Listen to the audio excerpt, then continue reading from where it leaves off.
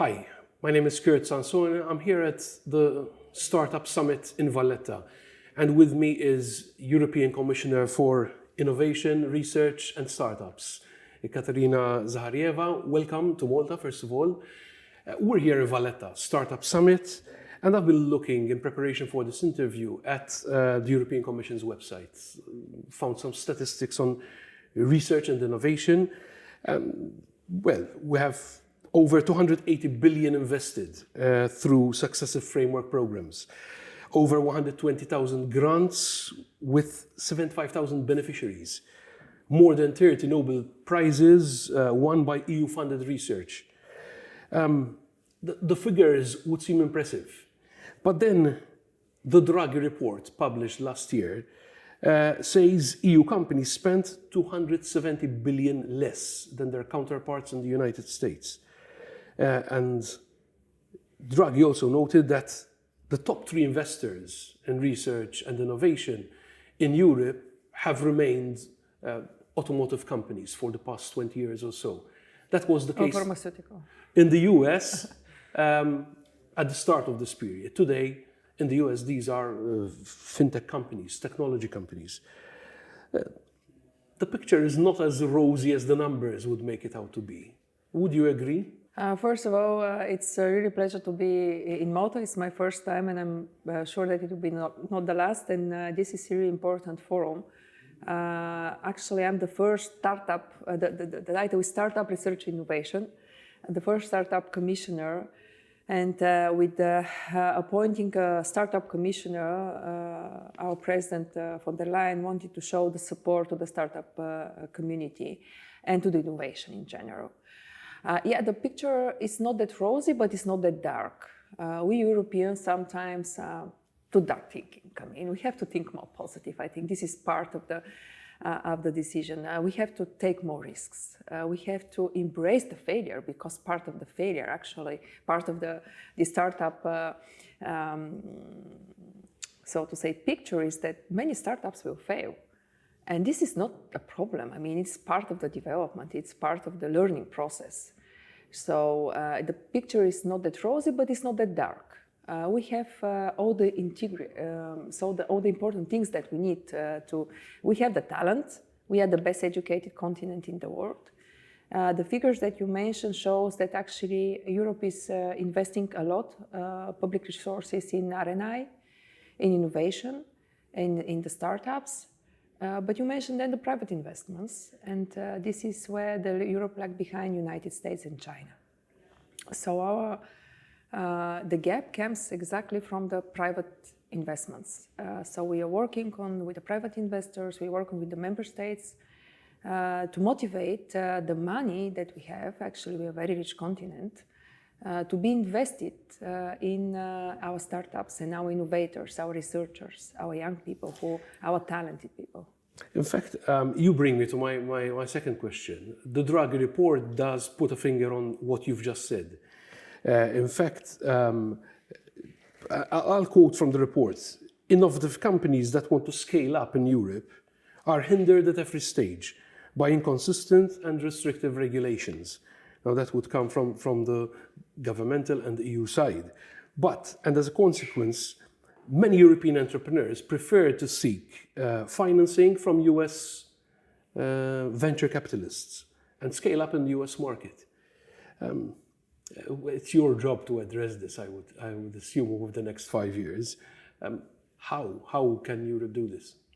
It's actually one of the most important jobs of all commissioners. We are tasked really to focus on our regulation and simplification. This is a top priority for all the commissioners. So let's start with that. One of the biggest assets of European Union is actually the single market. But we are not single market yet. You quote Draghi, and this is before that it was. We have actually 3 really important reports. First, it was letter report focusing on the single market, then it was Draghi and competitiveness, and then it was Hater and expert group report focusing on research and innovation in general. So we are 450 million consumers. We are 27 member states. Actually, our market is bigger than the United States market. We have more population. And our population, I would say, they're good consumers. But what's the problem, as you rightly mentioned? The problem is that we are still not a single market. We have 27 different regimes, and when one innovative company wants to expand, they have, for example, very stable innovation. They're ready to go to the market, they're ready to sell, they're ready to expand in member states, then they face 27 different regimes, 27 different corporate laws, labor laws, taxation, insolvency, liquidation, certification, and all types of obstacles that they met to expand. So I'm going to present the startup and scale-up strategy in a couple of weeks in the college, and the strategy will focus exactly on that: access to market, access to finance, access to talent, access to infrastructure, and regulatory barriers that our companies face to scale up in Europe. So this is crucial. It's not only investment, it's not always about the money. It's also about how fast you go to the market, how many months you need to go to the market in Europe compared with other markets. So we work very close with the member state as well. After the strategy, there are some legislative acts will come. It's so-called 288 regime for innovative companies. It's a very important regime. And then European Innovation Act, which will also focus to access to market, innovative public procurement, so-called sandboxes, so the innovative companies to be able to test easy their products close to the market, and also definition. We don't have actually definition on what is startup, what is scale up, what is innovative company. How easy or difficult is it for 27 different markets to collaborate between themselves, between the member states and the European Commission, between companies from different countries coming together? How difficult or easy is that? Look, the companies are actually, and I saw what surprised me a bit was how actually active the startup community is. They self-organize, they have their association in all the member states, I think. In some of the member states, there's even more than one association of the startup community. So they coordinate their actions, so to say, and their proposals. But I think in this geopolitical situation, and we have post-COVID era, when we realized that we are too dependent on the very main, I would say, for our everyday lives, goods, and then we have the war on our continent in Ukraine, and then we have unpredictable geopolitical situation. So we are so much focusing. We have to focus on ourselves. We have to realize that we have to support our innovators, that we have to think together, that only together we can be competitive. This is the message that I want to deliver. Only together we can be competitive. I'm going to quote later. He said, in Europe there are two types of member states, the small and those who don't realize that they're small. I'm always adding one yet that don't realize. And I think it's a really important moment, and I see this as a big chance finally to complete the single market and to better coordinate our actions here, being in R&I, being in our economy strategies, our economy security, economy autonomy. But at the same time, we want to cooperate with the rest of the world. We are open economy, and we want to remain an open economy. Earlier you said the fear of failure. Failure is an integral part of startup community. Exactly. Is that a mental blockage in the European mindset? The fear to fail? You know, we are very diverse. 27 member states, and this is our strength, but of how we invest it, so we are very similar, I would say. I see this sometimes that some fear of failure, it's more or less our mindset, but young people are different, and we should embrace that they are ready to risk. The fact that we create the same number of startups as United States, I mean, that means that young people want to risk, they're ready to risk, they're ready to act. But we have to really to show more positive examples in our news. to motivate the young people to try, not to afraid of failure, because yes, some of the ideas will fail, but other maybe can flourish, maybe can become unicorns and worth unicorns to expand in other continents, not only in European. And we have to start this since the kindergarten, I would say, to learn our children and our youth that it's really not that bad to fail. It's much more worse not to try. Okay. Yeah. This is the message that it's in one of the forums that I participated. I was asked give some advices to the young people who are in the room, young entrepreneurs. I said, okay, in Bulgaria, my home country, we are saying, don't give advices if you're not asked, but you ask me and try. Don't wait for the best moment to come. It's always the best moment. Just don't afraid to try. Start your product, surround with clever people. Don't afraid of failure. This is the messages that I want to deliver to your young Interesting. readers. You've mentioned this, the current geopolitical context. You've got the Trump administration in the US trying to go it alone, even shunning its European allies. Is investment in research and innovation a key priority in the EU's bid to seek strategic autonomy? We've heard this word take on immense importance over the past, I would say, year and a half now. Where does investment in research and innovation fit within this framework? It is central. It's essential for our, as you said, autonomy and security.